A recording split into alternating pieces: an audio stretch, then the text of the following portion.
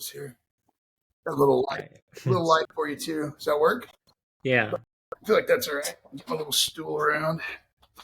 I can rock headphones, but I was like, I'm down in my basement and it's pretty soundproof, so I think we're good. All right. But we shall see. So mic check. I'm gonna bring up the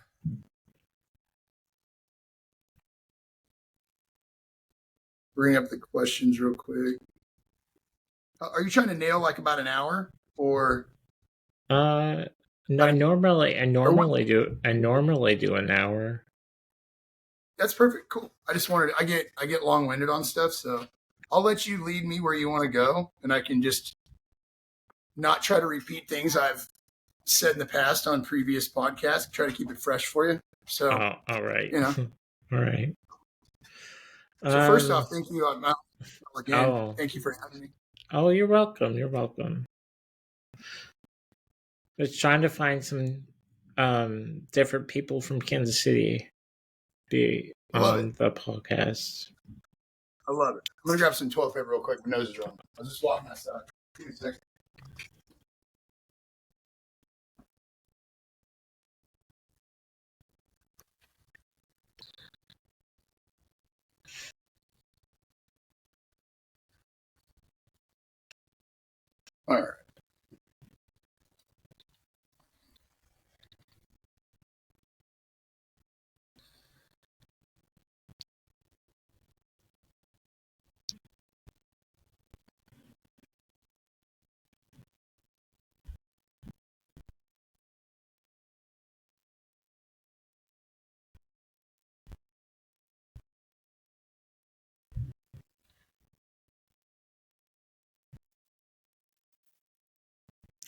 All right.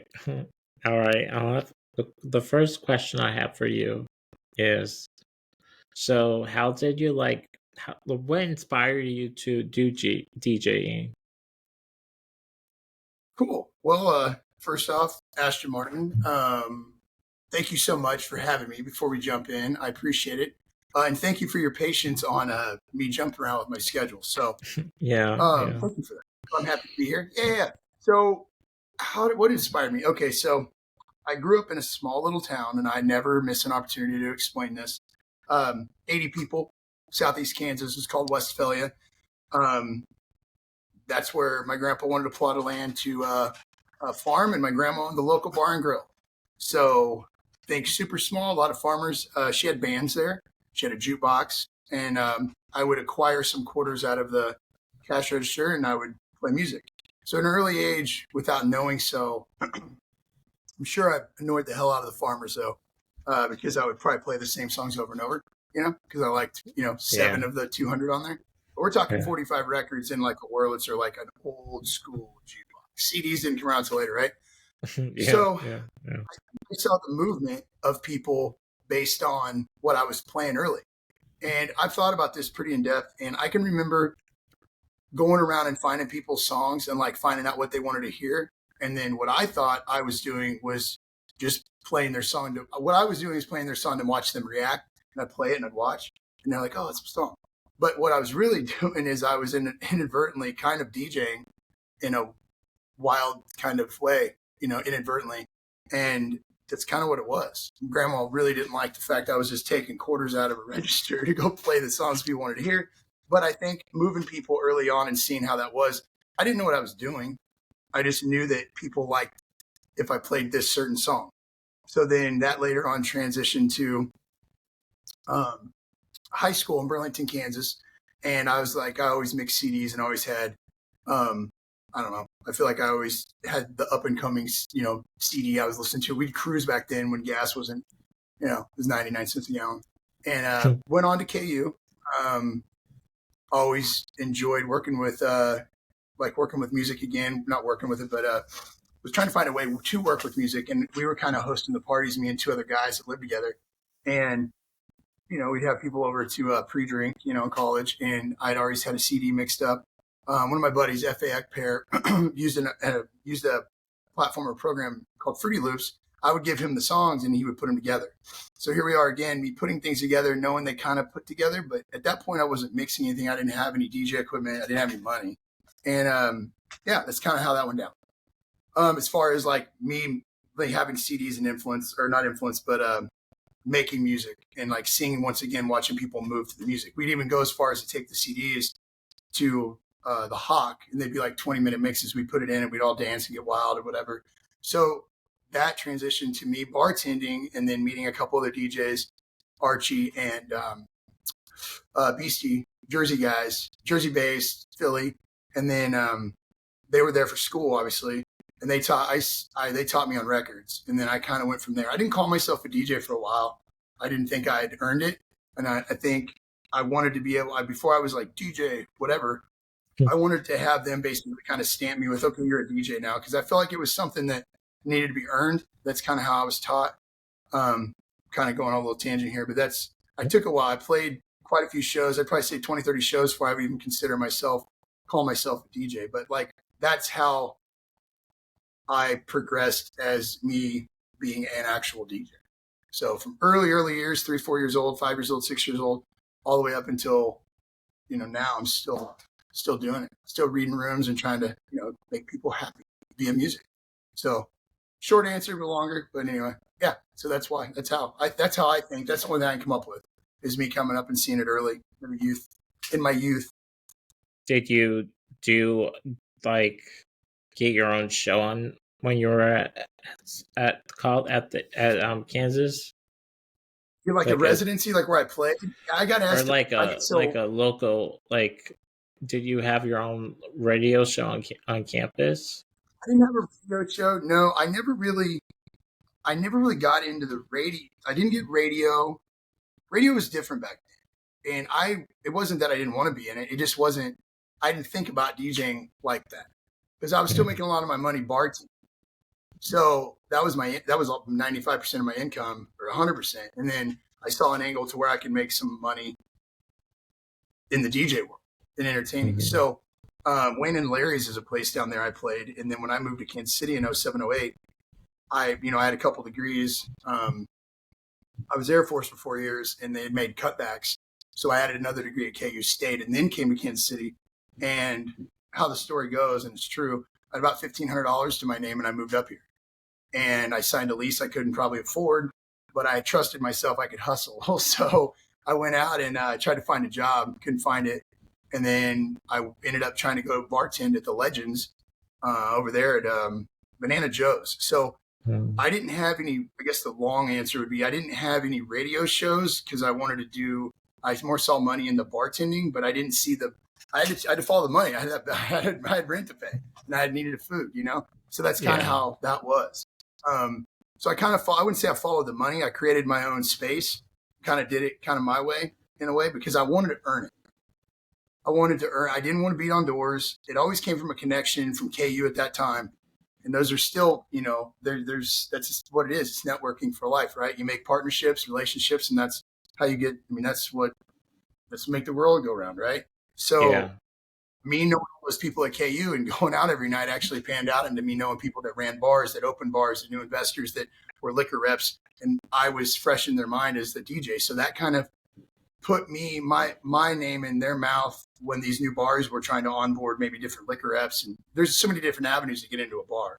So the residencies kind of paced around. Power and Light had just opened. So I didn't even have my sights on that. That was already taken care of. I'm not beating on doors. I knew we all knew each other, DJs, bartenders, but I just made my way around the city and kind of earned my keep, so to speak. And as I got asked to play more places, then I would bring somebody else in, and then I would be able to play here. And then my calendar began to fill. So then instead of being somewhere every Friday, I would be alternating every other Friday and alternating every other Saturday. Then I had a Thursday.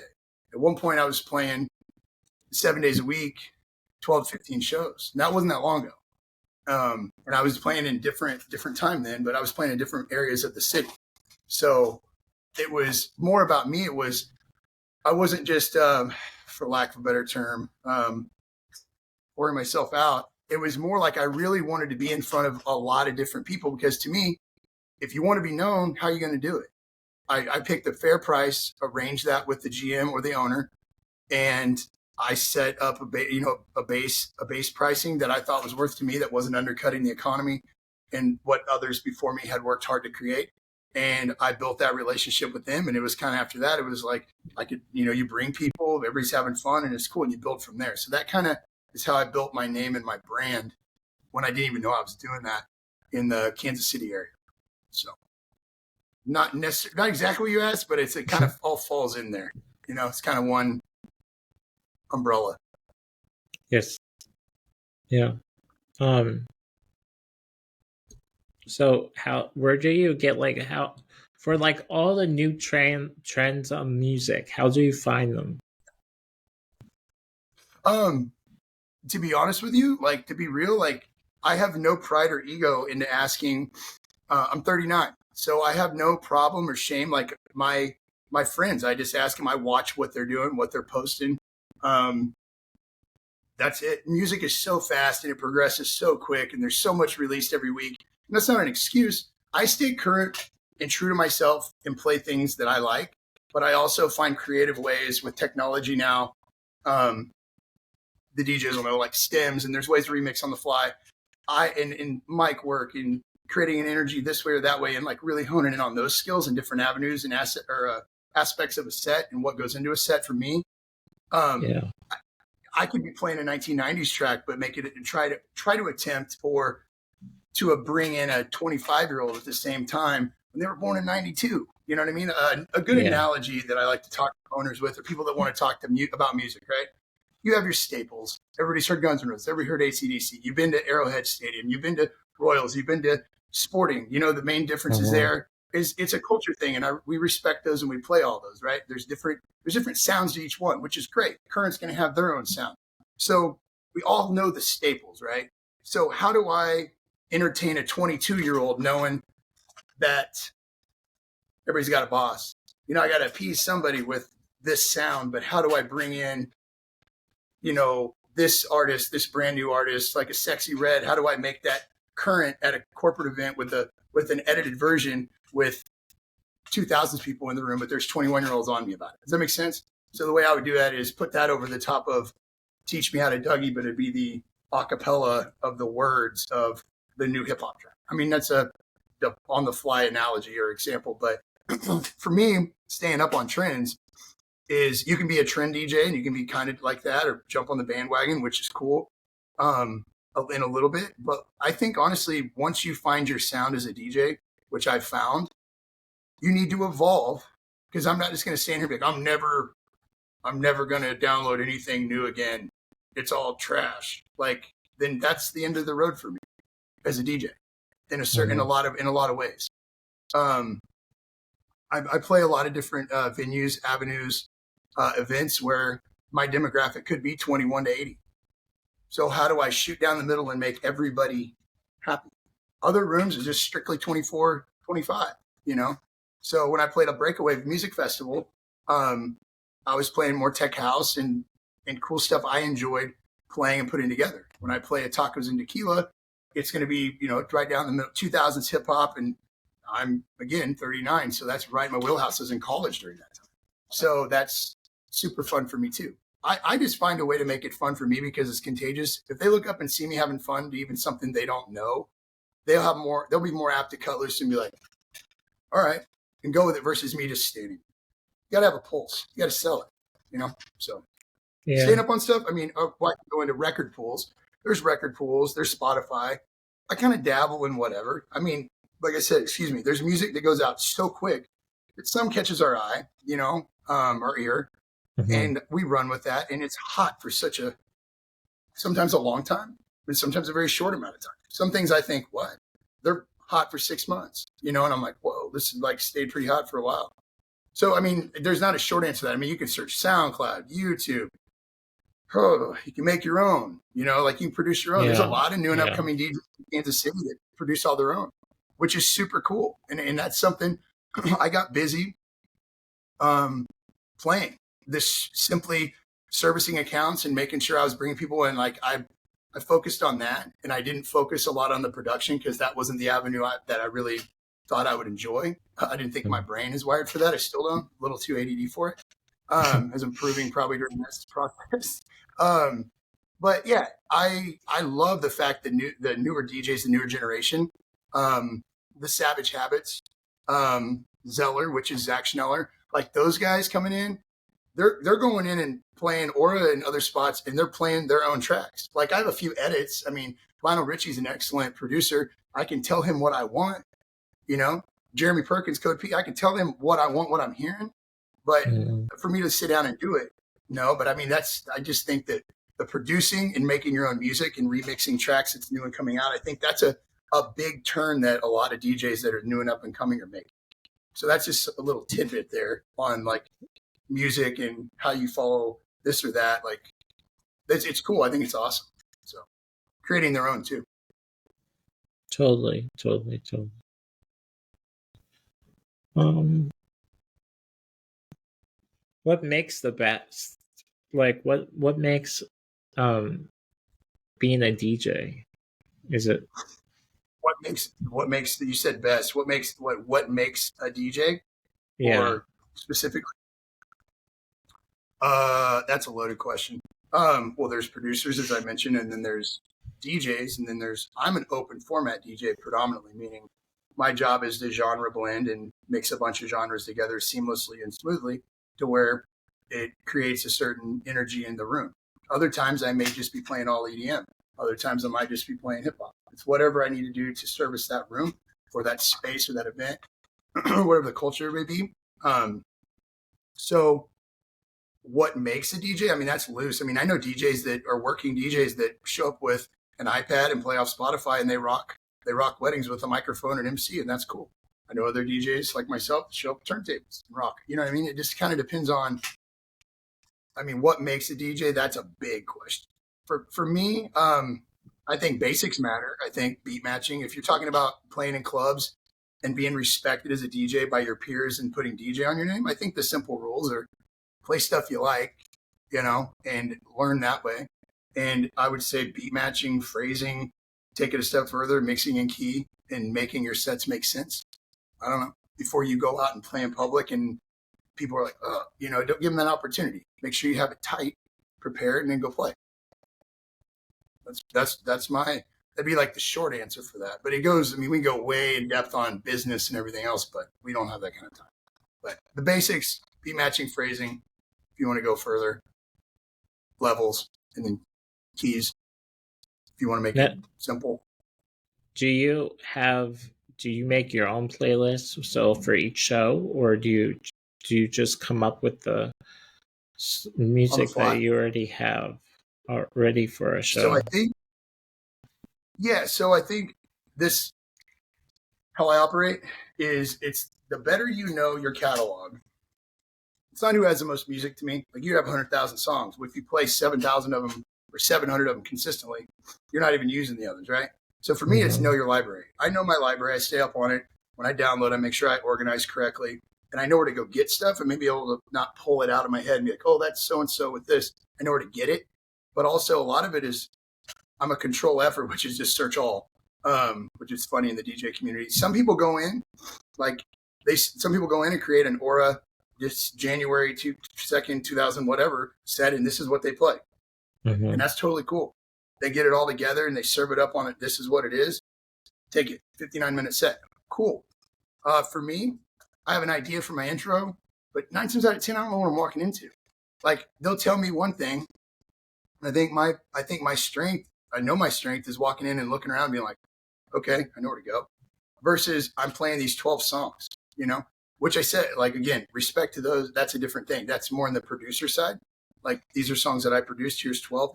There's a platform for each one and there's a market for each one. Like I would expect that at an Aura. I wouldn't expect that at like a top 40 bar. I wouldn't expect 30 minutes of somebody's personal edits. Maybe one slipped in here and there or personal music they produced totally top to bottom. I don't do a super lot of prepping, like unless it's something I like super. Okay, so like I did a wedding. It was Indian and Lao. So that's a different language. I don't speak either one. Mm-hmm. So I had to prep with them I know how to mix the music. I can phrase it. I can hear what's going on. Same with Spanish, but um, I had to prep for that and know this song is a banger. This one's more chill. This one's more this. So I had to like organize that way. There's some prep that goes into that for sure. And then I learn and remember that, and then I don't have to do it ever again. I'm like, oh, I can play that song and remember this went that way with the energy, or I need it to go down wherever I want the energy to go with whatever demo I'm playing to or whatever room I'm playing to. So just knowing your library, I think. I don't go in with 30 songs being like, I'm playing these.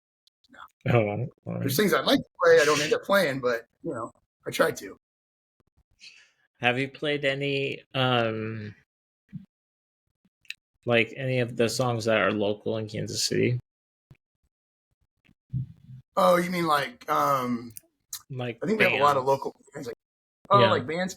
Yeah, I mean, if they give them to me, if they're original bands and they give me stuff, sure. I mean, I can't think of anybody off the top of my head. I can tell you a band I heard play that was original, did some covers at Nighthawk was Steamboat something. I suck. I forgot what it is. Steamboat Revival. They were cool. Wait, I rolled in like, with a crew and I was like, this is pretty sweet. Oh, I know there's bands that play at the Ship. Super cool. When I go out and I get an opportunity to listen, I'm going to side note this a little bit. I like to just listen. I'm not out being like, what is that? I don't care. Like, I just want to take it in because it's music and it's live and it's cool and people are supporting. But as far as locally, yeah, if they send it to me, I'd play it. A lot more like, like Joey Cool with Strange Music. I have all his tracks. I'll play his stuff out. I get a lot of artists send me stuff, especially with the festivals that I do. A lot of hip hop artists will send me stuff. I give them a listen, and if I'm honest with them, and if it's good, like I play it. And I'll tag it on IG and share it and support that. That's the most I could do. I mean, I don't have a full blown label, but I can help get their stuff out. Yeah. So for sure. Do you have any favorite songs you like just listen on just on the weekends? Just like what you have on your iPad? Like out or just like in my truck or just out? Like just whatever. If you're going to a show, who would you want to go see? Oh, if there was a show, who would I want to go see? Somebody I'd never heard of. To be real. Just because I think it's an opportunity to see something and be exposed to something that I wouldn't necessarily be like. I wouldn't like Steamboat Revival. I didn't know who was even there. And I didn't care. And I don't mean that in a negative way. I just showed up and I was like, this is pretty cool. I like this. So, I don't have a bias on that. I don't like, I know. So like Bill Pyle and a lot of OGs do a lot of shows down at do a little plug for you here. They bring in J.E. in, which is Nelly's producer out of St. Louis. So he is doing a show, All Records, with Bill Pyle and a couple others. I forget, don't kill me, on the 23rd of December. So that's one I actually put in my calendar. Go see. I have a corporate event early that night. And I'm done at 10, and I'm going to be hauling butt to get there to listen to that show. So, stuff That's like exciting. that. Like anybody's going to any kind of evil influence, any kind of OG hip hop funk. Like, one of my best friends, Brandon, aka DJ Heinu, does Funk on the Rooftop with Chauncey Cool, Scheme. I'm just going to plug everybody, I guess. They do a Funk on the Rooftop, which used to be at O'Dowd's originally, and then it moved to the Levee, and they're going to do some pop-ups. Yeah. That's super cool. They brought in some, I know you know about that. You should definitely grab one of them. They would be cool on this too. That's cool for the culture. I can support from afar. I can go take part in it. The DJ Thanksgiving we do every year this year had, it had like, what do we have? We had probably like 6 or 7 guys you don't see in rooms in the Midwest. You just don't, you just don't. So, and every year that's going to get bigger and bigger, I'm sure, or we'll keep it, or he'll keep it, or whoever will. It's a community effort. I don't know what he wants to do with it, but I'll support it either way. But that's a cool one. I would go to something like that just as quick as I would roll by Mosaic and say what up. That's or whatever. Like, if I'm out, I'm out. I don't really nail down anything. I just like to keep open mind. I'm just excited that I can breathe, and I have a night where I can breathe, and I'm just going to take somebody else in for what they're bringing, So yeah. There's a lot of cool venues in Kansas City. And a lot of shows that I haven't seen in a while because I haven't gone out in a long time. But I mean, you literally got to jump around and pick. Like Uptown will be doing something last night. Midland is something. Midland had a sold out show last night on a Tuesday. Every time I do every other Wednesday or a couple Wednesdays a month down at Nighthawk, and every single time I can tell because when I roll up to the valet to unload, it's slammed almost 90% of the time, and I'm like, oh, it's a Midland show. People get hotel rooms at Hotel KC. Nighthawk's in the bottom, and then about 11 o'clock, that show lets out, and then I get a push, and then we're back to this full circle. Then I fit the vibe of whoever's there. Sometimes I don't know who they are, and I Google them and listen to their music. I'm like, oh, okay. So when they walk in, I'll start playing a little bit of what they just heard and kind of go into that route, you know. And they're like, oh, this is cool. I mean, even though they just heard it, I might as well play it before they come up and lean over the no request sign and tell me or ask me to play what they just sat and listened to live. But, you know, that's how it is. It's all good. The idea is just to get them there, hang out a little bit, and have a good time. Yeah. But yeah, there's a lot of shows around Kansas City. A ton. Tons. All the time. Tons. It's crazy. It's crazy.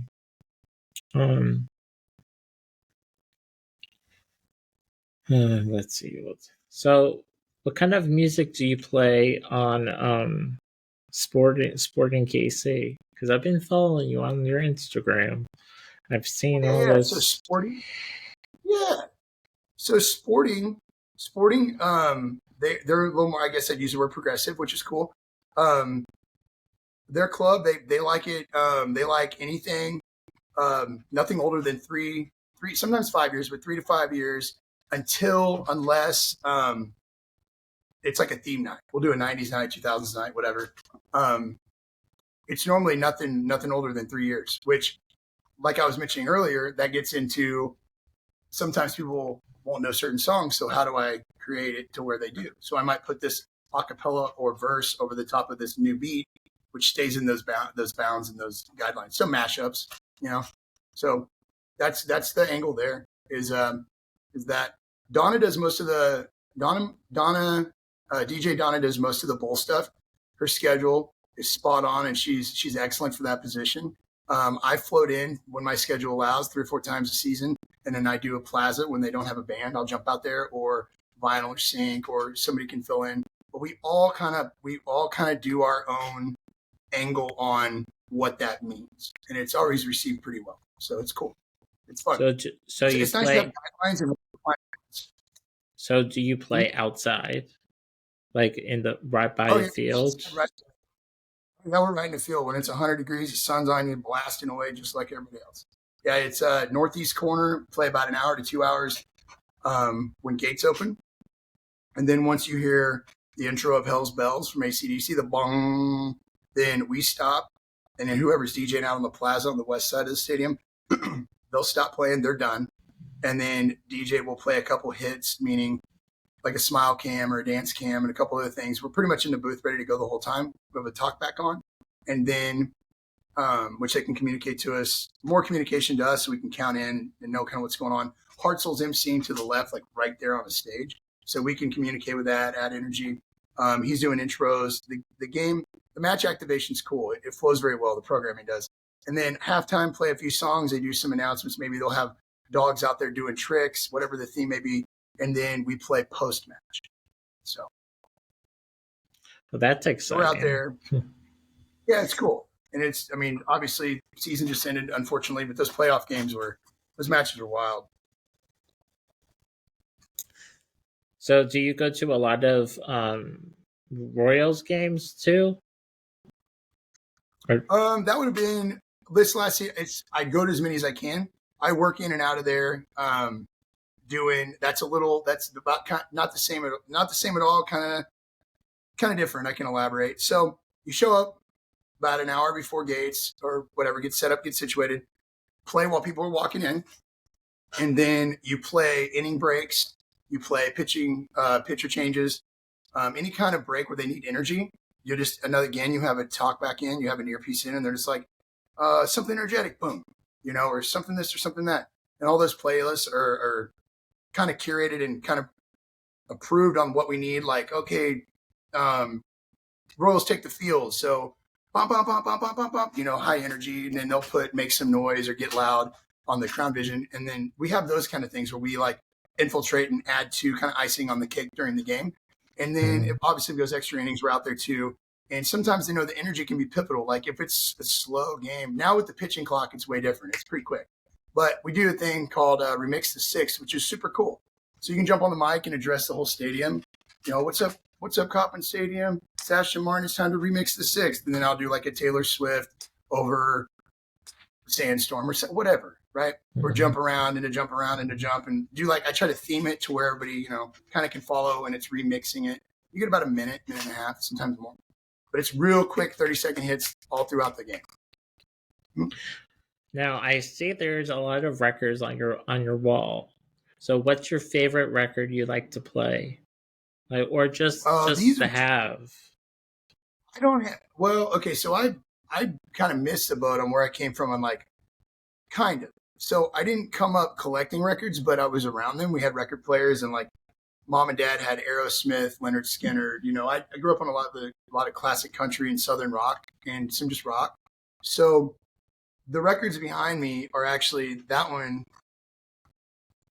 That's signed by the blue ones are signed by the Royals, actual players. The year we won the World Series. The red record is all the cheerleaders. What year was that? I want to say that was 16 or something. And then let's see. These are awards for the best club. Here, look. These are best club DJ. I had to hang them somewhere. Schematics for a turntable. This is what I did over COVID. It's all the memorabilia from sporting. Patrick Mahomes signed football. Yeah, it's cool. And then these are, whether I had to snag them or not, I have my tickets. I took my mom to World Series. I took mom to Super Bowl. Let's see what else. Yeah, they're just signed what would that have been? 14, almost 10 years ago. So I used to do a lot of work with the Chiefs cheerleaders. I do their tryouts and stuff like that. And it was cool. Style Lounge back in the day. So it was a good opportunity because a lot of those girls were working for some corporate clients as well. Cerner at the time, and it kind of coincided. I did some work for them on the corporate side. Also, they were the cheerleaders, so kind of worked together kind of nicely. So I was like, hey, sign these. I went out and did one of their practices. So I put the red records on, and then I was like, oh, you guys, I think it was probably, I don't know if it's my idea. That's kind of unlike me, but they got it signed, and it was cool. So, yeah. Well, that's cool that they signed a record. Yeah, and also you were asking about, and a lot of them are still my friends to this day. You were asking about records that I have. So I went back and bought records that meant something to me when I was coming up in my career, or something from my childhood. So I have Johnny Cash, Charlie Pride, Patsy Cline, Bob Seger, Silver Bullets, Leonard Skinner, Foghat, Deep Purple, REO Speedwagon, 38 Special, AC/DC, might have said that already. Anything I came up with that I could remember that was nostalgic for me, I bought, and I have it in vinyl. So that's behind right there. There's not a lot. I don't have vinyl. Richie has 100, I don't know, 20 a lot of records. I do not have that many. Yeah. Can I mix real records? Absolutely. Yes. But do I have a million of them to pick from? No. But I just never. If I see something I like, we're out. We do Funk on the Rooftop. And there's a record there I want. I buy it. But it's more nostalgia for me than it is getting a big collection going. So every record I have, I can tell you a little story to. Well, that's exciting. Well, exciting to have records. Only have a couple, but they're not. Sir. Yeah, there's no rules. But I mean, some of them are from bands that send me merchandise, but mostly, just a Taylor Swift album that's mostly just sits around. I don't really play it that often, but I mean, but I mean, it just sits there. But the record player gets used. Yeah, I got those. A couple of those. My white ones. But yeah, I do a lot of I have a show once in a while on college radio that I get from when I was at college at the University of Delaware. So I used to get shows for that. But, Delaware. Yeah. Oh, that's pretty neat. I don't meet a lot of people from Delaware. I did. I played a couple clubs. I played a club at Connecticut, Shrine, Foxwoods. Played that back in like 16 or 17. Connecticut is beautiful. I'm trying to think where I came into. I might have flew into Hartford. No, I think I flew into Delaware and took a train. I really think I did. Little bitty airport, isn't it? Obviously, super small. Yeah. Yeah. I think I flew into Delaware and then I rode a train down. Yeah, it was really pretty. How long ago did you from there to here? I went to school in Delaware for 2 years, but because it was a program out there. Oh, cool. And then I came back to Kansas City because that's where everybody else is here. So, right. You know people here, right? And my mother and my dad lives here, so the whole family lives here. So I was getting bored of roommates. There's a certain time in your life where there's no rule to that either. When you're just like, I'm over this. You need your own space, do your own thing. Yeah. What's a day in the life as a dad that is a DJ in Kansas City? Cool. Yeah. So it's probably not what people think. So no matter what time I get home or go to sleep, I'm up between 95% of the time up between 6:37 a.m. And it's a part of the day that I live for, and by no way is this a nuisance. Because Monroe is very much very, very, very bright light in our lives. So it by no means is it a trouble or a burden. It is absolutely more of a pleasure and a gift and an honor to get down and go down and wake her up. We're very regimented. She turns 3 next month. So I get up 6:37, get up, brush my teeth, wash my face. I'll roll through this quick because it's a lot. It's all normally right. do workout clothes, go downstairs, make my shake because Dad is very regimented as well. Do my shake, put her bottle in the microwave, actually her big girl cup, microwave, some milk, warm that up. Once I get my shake done, I grab that, go in, wake her up. She's normally awake by then. She stays in bed. She's already talking to me through the Nanit. And we're talking back and forth normally. And I'm telling her kind of what we're going to do so she can prep for it. Come in, we're going to do the same thing I always do. Wipe the face off, get up, change a diaper. She's in the middle. She's almost potty trained. Pull up now. Mm-hmm. And change her. I let her select her own outfit with a little push. Do her hair. She has super curly hair, so that sometimes is a little work of art. We jump down. We feed the dogs. That's her little job. And then we normally have a muffin or a peanut butter toast or something. You get a little energy in her. And then we're at school by 8 o'clock. And then I go to the gym or take a call. Normally one of my calls is between 8 and 9. I go to the gym, only 45 to an hour. And then I go to my first meeting where I have a call. And I'm normally tied up till about 1. And those could be Monday. This is the same thing Monday through Wednesday, unless I have a corporate event, which sometimes occurs. But normally I go get her. I just run my business all the way through. Phone calls, Zooms, the typical what you would expect, walkthroughs, handshakes, go in, talk, discuss things that are a year down the road or next week or this week or whatever needs to be done. Could be anything from a corporate to a charity to a 13th birthday party to a production order to a scripting session where I'm one-on-one with the client, working through their timeline, making sure we get everything they want. Oh, you want the cold sparks here and you want this and that. And then 4 o'clock, I pick Monroe up. Normally do a park or some type of activity for an hour. Puts it about 5:15. Back home. If it's nice, we go outside, play with the dogs, go back in, feed the dogs at 6 o'clock. She normally eats around 6:15. I let her choose what she wants to eat. We have these little pre-made meals that are lifesavers. Little Spoon, I believe. So she likes that. Mama gets home around 7. So by the time she gets home, after we eat, we go take a bath, talk about school, do some ABCs, some numbers. I integrate some kind of learning something, read a book. No screen time, no television normally. And then if we want, when we sit down, then the milk coincides with maybe watching Bluey around 6:30, 6:45, and then 7. Then she goes to bed about 7:38.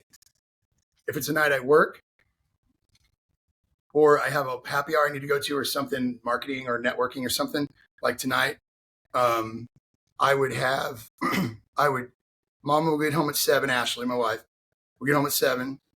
We'd have about an hour with Monroe till she went to bed about 7:30, 8 o'clock. And then I'll leave sometimes at 8:39, and then I won't be home till 3.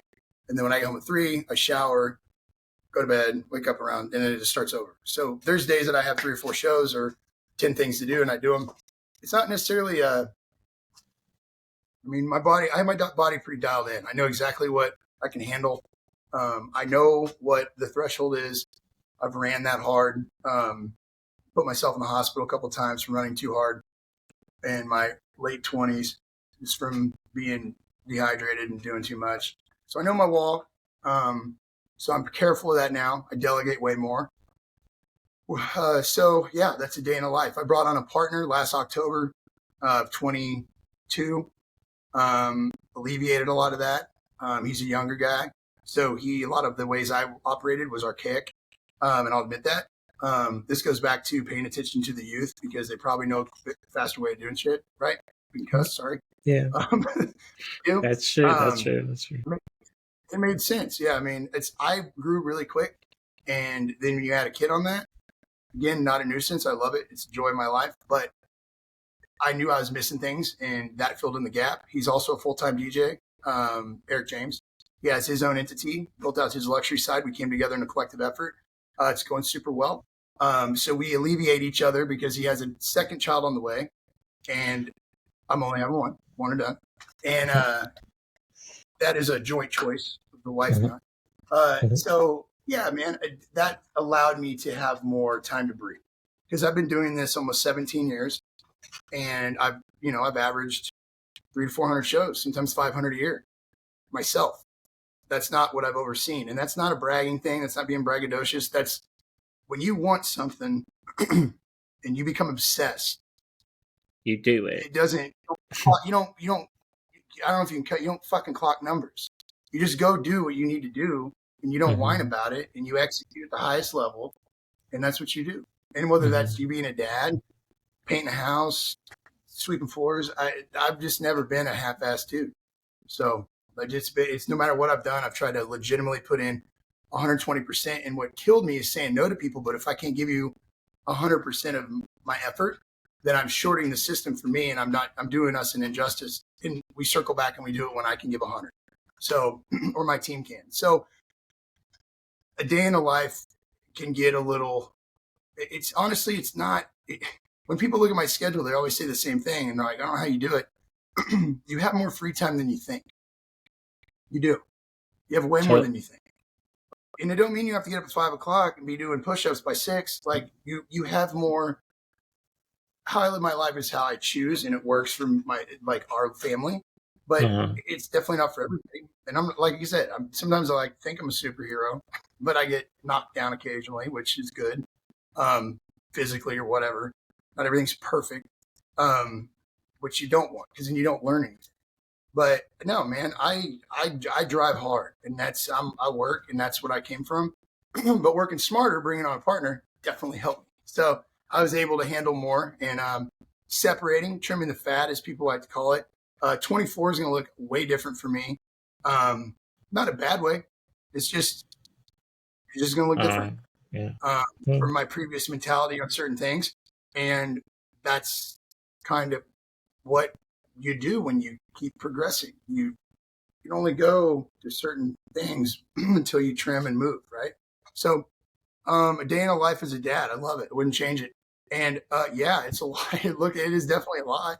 But she's young still. So I'm positioning myself in a way where I don't know what she's going to do. Like I said, I grew up in a small town. You had baseball, whatever was cheap, right? So I don't know what she's going to end up doing. Ribbon dancing on Mondays and fire breathing on Thursday and Muay Thai on Saturday. I don't know what we're doing, but whatever it needs to be, I want to be there. So totally. I miss getting her ready for school. So that's that balancing it. It wasn't much of it takes a team. If you don't have a strong partner, or it takes a village. I mean, she has 12 people, and I mean, it is what it is. Like, it took a village to raise me, kind of thing. Like, that's just Yeah. how it was. It didn't take that. That's what it was in a small town. You ride your bicycle. I had 3 grandmas, 4 aunts, a bunch of friends. Like, you don't know Yeah. where you're eating dinner, but Yeah. always having the Yeah. same thing. So I want her. She's surrounded by a lot of people that love her. That's my main thing, and support her. And outside of that, there's multiple people that pick her up from school if dad's out of town, if mom's still at work. And I'm positioning myself in a way where I can always be available as much as I possibly can to be there. You know what I mean? To definitely be there and support. So, yeah, being a dad in a balance. I mean, it's a long-winded answer, but it deserved that. I haven't actually got to really elaborate on that on a podcast. So you got an exclusive there, I guess. Well, I mean, because I wanted to know, because I'm an uncle of 3, and I can understand the dealing of kids at Well, you get up into times. the twos and threes, bro. That's a different thing. This I conversation mean, would be different if I had 3 but or 4 kids. It's like that could be it's heckful at times, though. It is totally heckful with 1 or 2. Well, like one is they want your attention. When you're at home, you got to find a way to you're not pawing them off, but you want to find something active for them to do. So we have friends that are like, love Monroe's fun. Like, yeah, she's gonna run your ass off, and you're gonna have to chase her down. She's a busy little girl, and so like we went to Union Station. She ran the whole damn time yesterday. But like, so we went. You know what I mean? Like, you just have to make time. Like I said, I'll go back to people have more time than they want to admit, or want to like notice. Like, you can fit a lot of things into 2 hours, 1 hour, but people just don't. Like, in my experience, time management is a massive thing. It's like, yeah, I mean, I do a lot in one day, and I try to check all the boxes and do everything I need to do. But yeah, I mean, there's trying ass days. I mean, there's days I'm like, God, but I think you just keep, I lean harder into things that are difficult. Like, if it's difficult, I don't like it. I lean way harder into it because I don't really like easy. I think that breeds complacency, which breeds laziness, which gets you nowhere. So I think consistently challenging yourself is good. And I think that can be dangerous because you got to let yourself breathe too, but it's a balance. And I always am trying to find that because I'm way, as you can tell by me talking, I'm just like, go. Yeah, throttling myself back. I've gotten better at it. Well, I know this. We have some mutual friends. Who we got? Patrick Willem. Of course. I went to school with him. Really? Yeah. That's cool. We all went to Park Hill. Okay. I think we actually brought you up in Vegas together a few weeks back when he got the news his wife went into labor and we were playing a gig out there. Yeah, I found out by Instagram. That's mostly about it. But that's exciting. He's a great guy, man. He's one of the best. Yep. It's 100%. It's hard to. I've been trying to get him to do an interview with me, but it's been a heck of a moment. With 2 of them, good luck with that. But yeah, I mean, I have 2 podcasts. Well, I have a couple to keep me going, but nice. So I'm gonna you're talking about Patrick. We talked a lot about DJing, but something I will add is I met a guy by the name of Chris Davis. What was it? God, we're old. Probably 2012, 2011. And you've heard of the band Lost Wax, probably. Patrick Willem, now band, and very pivotal mover in that whole world. So that's a band and musician and a company and a brotherhood, sisterhood, collaborative legacy agency, if you will, that I consider family. And I'll tell you what, that group of people, this Saturday, they're doing TCU's some kind of. I glanced at the flyer. I mean, they're moving. They're doing stuff. Like they were the draft band for Kansas City. I think you obviously, if you follow Pat, you know that. He's got Yeah. sponsorships now. I can't get that Yeah. guitar brand out. But no, that's I got to give them props. A little He's soapbox here for Lost Wax and Debox Media. he's That group very talented. being a oh dude, he's amazing. But like being a DJ and being welcomed into that community as a this is their words, like as a member at times where we work collaboratively and collectively. We actually, Chris and I, the owner, has our own concept that we have that's DJ with musician accompaniment with the DJ. And those musicians are the best musicians I've ever played with. I mean, I do a lot of collaboration with violins, saxons, but we can do a full band. And it's so seamless and so everybody's so the culture in that company is so refreshing to work with. So I'm honored to be a part of that. So I just wanted to give a little props there. And yeah, I love Patrick. He's like a brother for sure. I love that guy. So, and the whole crew it's amazing. Like, yeah. So had to throw a little tidbit in there. Felt an opening when you said Pat. So I had to throw. Yeah, I mean, yeah, there's been people that I mean, a long time ago, I used to go to a lot of shows back in the day when I was a teenager, and that was the only way to go out and just be with people that love music just like me. So it was just like going to concerts mostly every week and every day, trying to find the best music out there to go to, like bars that I had to get myself into, but or Yeah, just coffee shops. But so what's your favorite kind of? You know, that's a hard question. Like, what do you find yourself gravitating to? Like, I find myself if I just started playing on a rooftop, nobody said a word to me, and I was just playing. I'd end up in 80s and 90s hip hop all day, every day. This is how I would end up. I could start in any genre, and that's where I'd end up.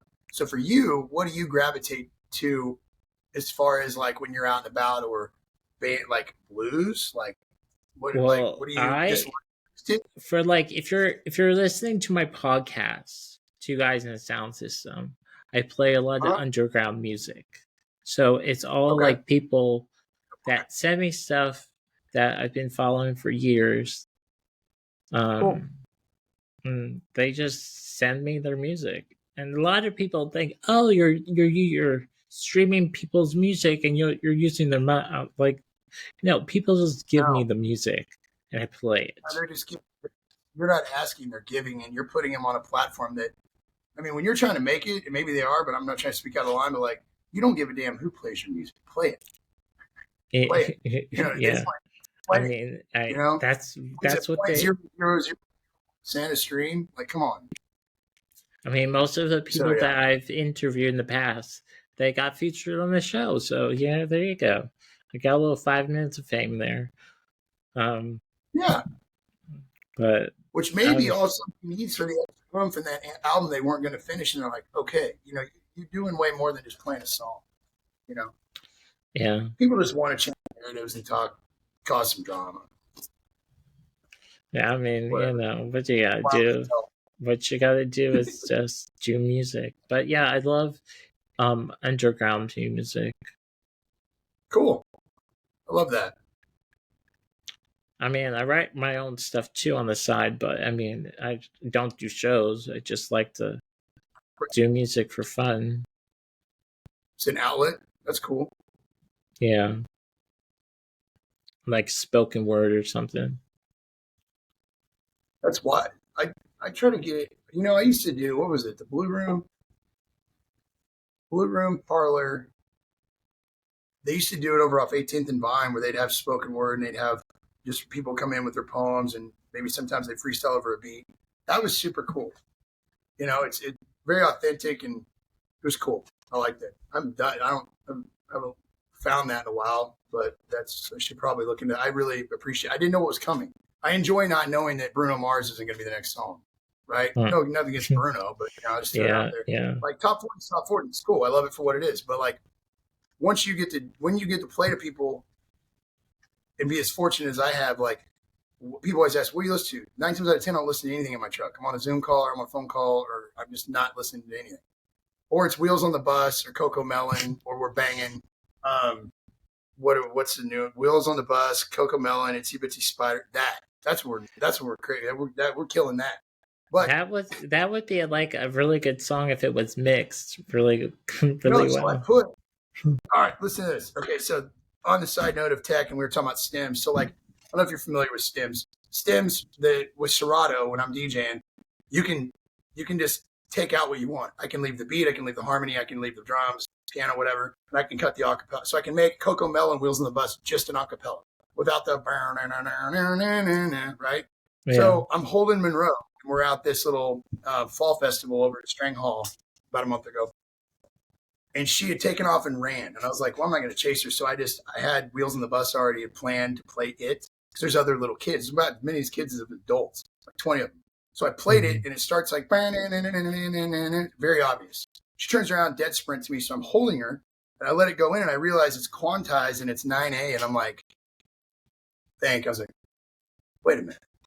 This is the same exact. So I brought up Young MC, Bust a Move, chopped the vocals out of it, put Coco Melon right on top, holding her. So here we have a loop of Bust a Move's beat with Coco Melon over the top, and then the parents start coming from the other side, like, what the hell's going on? And it was like, now you got 20 kids going off to Coco Melon and Bust a Move in the background. So was I like reinventing the wheel? No, but I will absolutely do stuff like that, 100%. Yeah. And all Monroe's giving me is an excuse to just play whatever the hell I want, which is hilarious. So I'm like, cool, I'll play this, no worries. So here we are, Wheels on the Bus with Young MC. Well, that would be kind of cool if it was, a song that you just listen to and just. Yeah, it was fun. And that was like one thing on the fly that I just came up with. You can mix it with whatever you want. Usher, yeah, whatever. Yeah, that's exciting. Well, I have a couple of podcasts just to keep myself going. Just keeps me busy. Interviewing so many people. It's hard, but I do it because I love it. You love it. I have a podcast for Two Guys in a Sound System that just play music and interview bands and musicians all over the world, from the UK to just people from MTV sometimes come on the show. Like I had, that's cool. I interviewed Shannon Bex from Danity Kane from MTV. Oh. Whoa, I haven't heard that in a while. I'll have to move that back in the list. Yeah. What else did I into? Brad Bird. He is a little musician in LA. I also interviewed John Cusimano, Rachel Ray's husband, a couple of times. You get some good connections on this, though, because you get to see people in a different light without the switch flip. It just goes on, and then I find all these indie band artists or whatever, or that play different types of music that I follow, and then they contact me and they want to set something up. So I did like so many interviews. If you go on my YouTube page, it's filled up with different artists and bands. What? That's what I do a lot. I listen to podcasts. Is what I really like. I listen to music when it comes up towards the end of the week. My Monday through Wednesday brain is very much the analytical side and more like open to. I'm open to learn all the time, but like the way I've structured it is more numbers and booking and phone calls and meetings. I'll do them on Thursday, Fridays, but like my podcasts and listening and then music flips around Thursday when I get in that mode, if that makes sense. You can do it any time, but like that's the flow I prefer. So. Yeah, I do also benefit concerts in Kansas City once in a while, every other month, but just to keep myself busy. That's what I love to do. Organizing that will keep you busy. Yeah, well, organizing being a band. part of Best Buddies, it's been also good to my, because I've been part of that chapter for years since I was in Delaware, and then I brought it to Kansas City.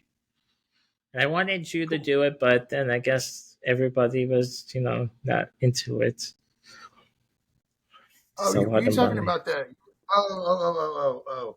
Yeah, yeah, yeah. When you hit me up for that, so I had a contract holding, and I can't remember her name. We had an email thread back and forth, right? Yeah. Oh, What was her name?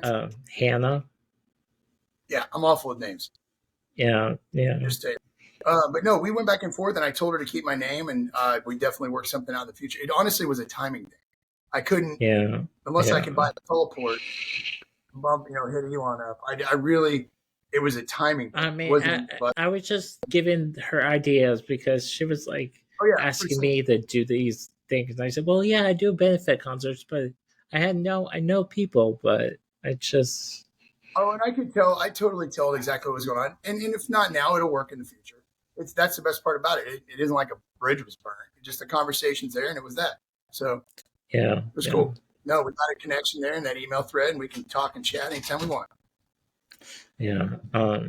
So you have any questions for me? I know I've been talking too, but I no man. I'm no. Just let me know where to share it. My IG stuff's pretty simple. It's my name, DJ ASHTONMARTIN, on all platforms. And then you got a lot going on. So tell me what you want me to share when we get to sharing and posting when you tag me, and I'll share and post and tag and do all that good stuff. all Cool. right, all right. Um, so you have any new events coming up that you want to share? Sure. Uh, yeah, I got. Let's see. New Year's. New Year's, I will be at Voodoo Lounge with Dola White. Dola White, man, we've worked together a couple times in the past 15. They're an awesome hip hop cover tribute. I don't know. Don't kill me, but that's what I would consider it. They kill it, and it's fun. Very Run DMC meets new age sort of thing, but like it's awesome. I haven't seen them play in a long time, so I could be talking completely out of my neck. But I will tell you, I'm excited to join up with them and get some tickets sold to Voodoo. So Voodoo's looking good for 2024. I got some things coming. I'm hopeful. So I'll elaborate on that maybe next time. And yeah, other than that, I'm looking at New Year's and Christmas and holidays, and then rolling into it'll be spring before we know it. So that's the big one I'm looking at right now. All the other ones are private charity events, which all ticketed. We have, and I'll be posting those on all my socials as they come up. So still confirming Now, on where those. is Voodoo again? What Voodoo venue? is it's at Harris. It's at Harris Casino, and it's Voodoo. So it has been the true. I mean, there's Mosaic Aura, there's clubs in the city, but that's been around a while. I mean, I remember going to like hip hop shows and all kinds of shows out there for a while. It's a club. It's a casino club inside of Harris. So they want to rebring it back. There's a lot of people who don't know what it is because since post COVID and before, not really anything. I mean, they haven't done a whole lot there. There's done a little bit, but like I think they want to get it going again, and I'm down with that. I got some cool Yeah, ideas, so we'll see what happens. I think I've been there once for my That's cool. 21st. Yeah, cool. But I mean, that Well, if was you the time check it out, back in the day. oh yeah. Well, if you want to check it out, whatever you're doing for New Year's, it's kind of weird. Falls on a Sunday. You let me know, and I'll take care of you and whoever you'd like to bring. I'll take care of it. All right, all right. I have And to we can get see Dole myself. Black. You have to Yeah, you might. try to get myself out of the house. Yeah, that's what I'm giving you an excuse to do. I'm good at that. Well, yeah, hopefully, if I go, you have to find me something wheelchair accessible because I'm in the We got wheelchair you. and Oh, it's hard to it's get so around. 100%. It is it's a casino, and I promise you, it's ADA friendly, and it will be just fine. All It's right. actually now that I think about it, you could line right up on the side of the dance floor, get a front row right there on the stage, without being all hectic in the dance floor. So we'll get you. All right. All right. I'll think about that. Put it on Just my ponder it over. yeah. Put it on your calendar. Well, Ponder. all right. Well, Cool. Well, I well. appreciate you having me. Thank you. Oh, you're welcome. You're welcome. Welcome. Unless you have anything else, I Because wasn't trying to cut you off. um, what else do you want to talk about? You have anything you want to chat about? I'm good, man. I covered some areas that I've never covered with anybody, and the more I get on podcasts and talk, and the longer I'm a dad, I'm sure I'll have more ideas. Well, But if you ever, I mean, I do have a podcast for called Uncles in Fatherhood. So there you go. there you go. So I'll post that. I Post can that just one. I kept on track a little bit, but I also wanted to give you some stuff that I've never given anybody. All right. Try to keep every podcast I do a little different. And there's new things going on in my life, so that's not that hard. But like, I always stick where I'm from because I think it's important people know that. I think it's important people know where they're from. And then secondly, kind of how I came to be, because there's a misconceptions out there. I mean, it's not good or bad. It's just I'd like to just give my intro how I give my intro. So, So I have a question. So hmm? do you know who I should interview next? That I should look What do you? for. Do you want? Do you want? Have you done Hartzell? MC and has his own radio show as well. Hartzell Gray, he's MC for Sporting Kansas City. He's a vocal Yeah. dude. He's energetic. Love it. I can connect you. I'll connect you on an email. All right. Just that will work. I'll try to think of a few others. I'll try to think of some others. All right. Well, thank you so much for taking the time out of your day to do this with me. I know You're it fine. was we were Pleasure's all trying. mine, man. You're good. Well, You're good. We were trying I'm to part of it. figure out a day to do it. I Oh understand. no, I just my like I mentioned earlier. I want to give you my undivided attention, and it's like I didn't want to do it for my vehicle or whatever. And I had an idea, and I was like, I want to just do it on a Monday, Tuesday, or Wednesday when I'm not. I know what I'm doing pretty much at 7 every day.